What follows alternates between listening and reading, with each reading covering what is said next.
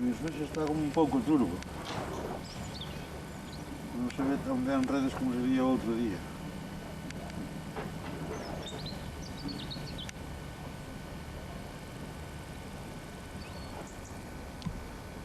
Dime. Vamos a ver, vouche facer unhas preguntas. A ver se me respondes. Vamos a ver. Que para ti redes, que nin? Vamos a ver, que eu sei que ti eres un enamorado. Para min, Redes é o sitio mellor do mundo. No sentido de que é un sitio precioso, como ti naciche tamén en Redes, joder.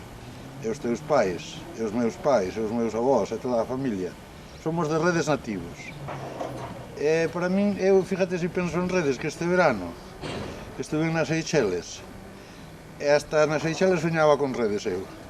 Eu soño sempre con Redes, en Madrid e fora de Madrid. E no mismo Redes a veces soño que estou facendo unha cousa ou outra.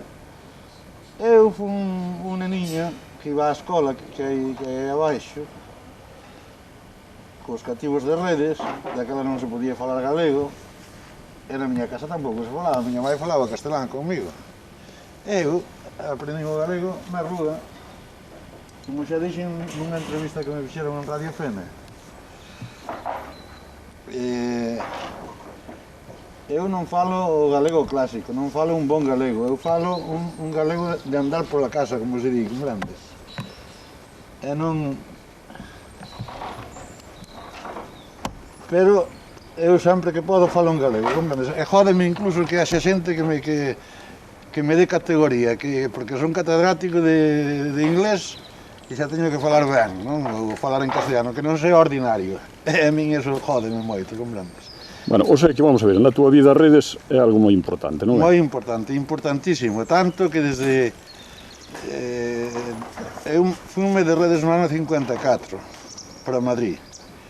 En Madrid acabei o bacharelato que empezara aquí en Ferrol no instituto. Por certo que foi unha experiencia bastante ingrata, no sentido de que eu viña da aldea e os señoritos de Ferrol, os fillos dos señoritos de Ferrol, cando entraba eu na clase decíanme "Ala, Roxa", como se eu fora unha vaca, comprendes? Unha vaca. E non, e a min deu moito aquilo, e deixei de falar galego naqueles anos. Ibache preguntar outra cosa eu. Ti además agora ti manifestas un amor rotundo por Redes, non? Eso está claro, xa se ve, e además se sabe.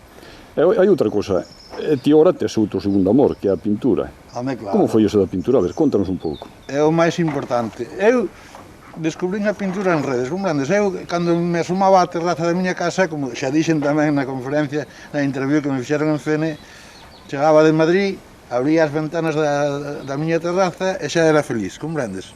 Vía aquelo, e joder, a noite de lúa con estrelas ou o que fora, e Redes aos pés da miña casa, que a miña casa está na rúa de arriba, é a rúa máis alta de Redes, e vese cojonudamente Redes. E xa che dixo, ver aquilo xa para min xa era a felicidade, comprendes?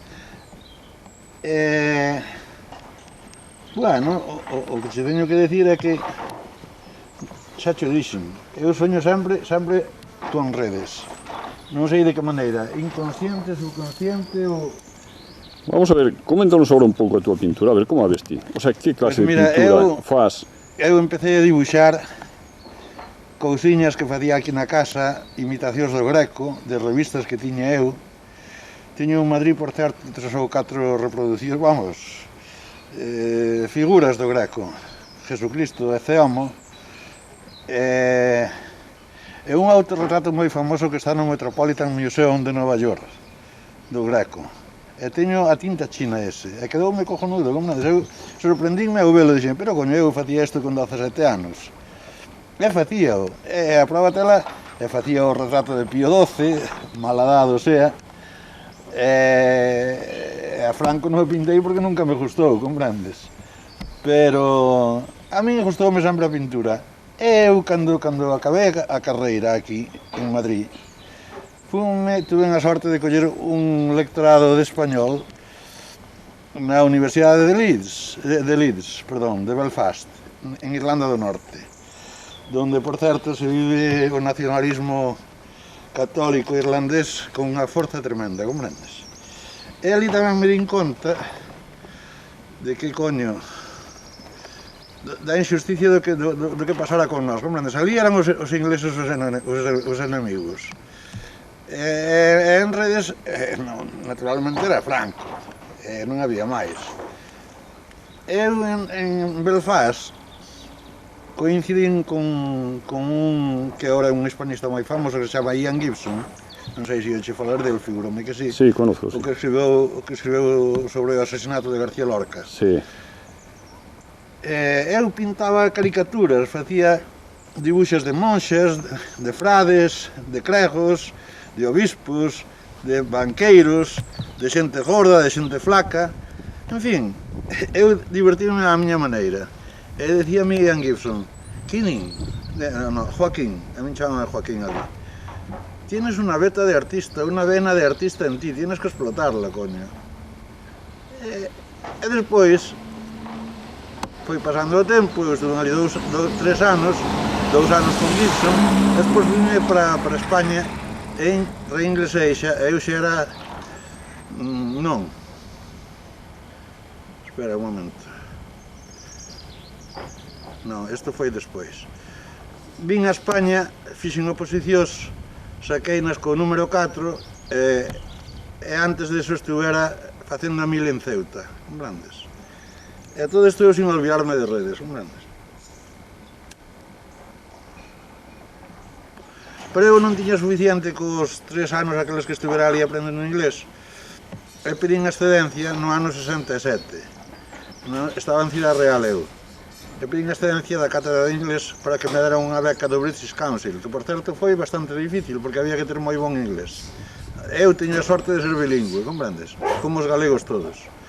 E a mí non me costou traballo adoptarme o oído, e a lengua, e as formas, incluso a expresión das más. Ali quedaban sorprendidos cando me vían mover tantas más en Inglaterra. E foi unha, xa che digo, volvín do electorado, fixen estas oposicións, saqueinas co número 4, e como eu non estaba satisfeito co meu nivel de inglés, pedín a baixa, pedín a excedencia, por 2 anos, no ano 67, do 67 ao 70, ao 67, 68, 68, 69, sí. Foron os 2 cursos que estuve en Leeds, na Universidade de Leeds.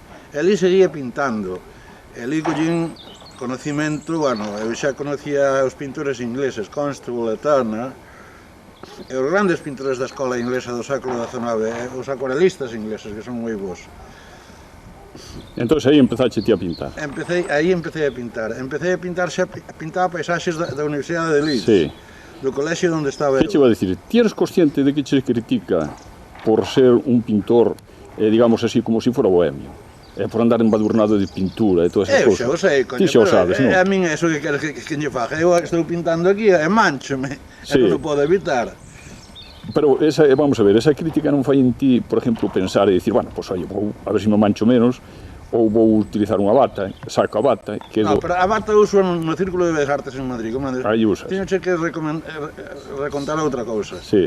Que despois da Universidade de Leeds, que estuve 2 anos ali facendo estudios de posgraduado, cando eu sabía que xa tiña unha mellor base en inglés, volvín a España. E daquela reingresei para Barcelona. Sí. Estuve en Barcelona 1 ano. E naquel ano que estuve, empecé a dibuixar, empecé a ir, isto é no ano 70. Iba a unha escola que se chama a Escola Masana, que é unha escola de Bellas Artes de Barcelona, de artes e oficios, como se diga agora. Sí. Ou como se dicía daquela.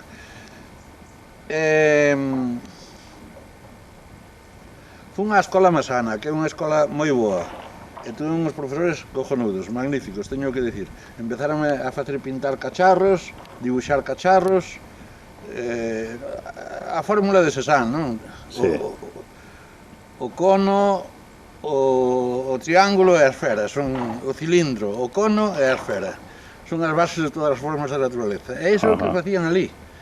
Facíanme dibuixar cacharros de barro, xarras, vasos, botellas, e despois levábanos ao zoo de Barcelona, e a parte bella de Barcelona, a San Pablo do Campo, que é unha iglesia románica preciosa que hai ali. E así fun aprendendo a dibuixar, porque daquela ainda non usaba o color. E despois, cando me fun de Barcelona, estuve en Alicante 2 anos, pedín outra vez o reingreso, o traslado para Barcelona, estuve 10 anos en Barcelona, que foron vitales na miña vida, porque ademais foron os 10 anos, os 10 últimos anos do franquismo, e daquela Barcelona vivía nunha agitación tremenda, comprendes? Eu recórdome que a noite que morreu Franco, nunca tantas botellas de champán se descorcharan en Barcelona, comprendes? E ti celebráchelo por todo lo alto. Por todo o alto. Porque ti a aventura de Rusia foi unha aventura boa, Bueno, pero eso xa foi antes. Eso xa... Estuveche preso por aquilo de... No, pero eso foi outra cousa. Sí. Eu estuvera preso no ano 57 ou 58, cando morrera un rapaz que se chamaba Miguel Álvarez ou algo así, me parece. Sí. Chamaban o neno de Belén porque todo Dios iba a visitalo, comprendes? Xa. E non, esas foron as primeiras manifestacións antifascistas aí, en Madrid. A min colleronme, eu penso que me denunciou un rapaz dali. Un compañeiro meu, nós formamos un comité interfacultad de Dereito con Luís Gómez Llorente, que agora está separado do PSOE, pero que é un tío moi bon, moi cojonudo, e con este outro, como se chama, que é rector da Universidade Carlos III, ali en Getafe ou unha cousa así. Peces Barba. E con Peces Barba e con Luís Gómez Redondo formamos un comité antifacultad. E tiñamos reunións no despacho de Luís. Luís era o delegado da facultade. E despois deso, un rapaz que iba por ali que era carlista, pareceme que era medio carlista, dixeme, yo pienso, collero, non? Porque houbera unhas manifestacións e non sei que cousa de armas e historias, yo pienso que Seijas, a min chamabanme Seijas en Madrid, me chamaban Joaquín, nin Rojo veu despois, que puxen eu nos meus cuadros. Yo pienso que Joaquín é comunista. Claro, coño, dixeron isto a Conesa, que era o capitaste máximo, un dos... Comisario. Bueno, un sicario de Franco, comprendes? E foron a buscar a casa. Eu na casa tiña a pelada. Non tiñas nada. Non tiña nada, pero levaba unha carpeta na má que levaba 3 ou 4 sobres dirixidos a compañeiros de outras especialidades na facultade con un dobreiro dentro, comprendes? E iso foi bastante para que me zouparan. Para que te zouparan e te puxaran. Bueno, oiche, vamos a ver que isto é que está acabando a cinta. Que che vou dicir? A ver, digo, o que ti queiras dicir para redes, veña, para a xente de redes. A ver. Para min a xente de redes é moi boa. Teño algún amigo e algún enemigo, pero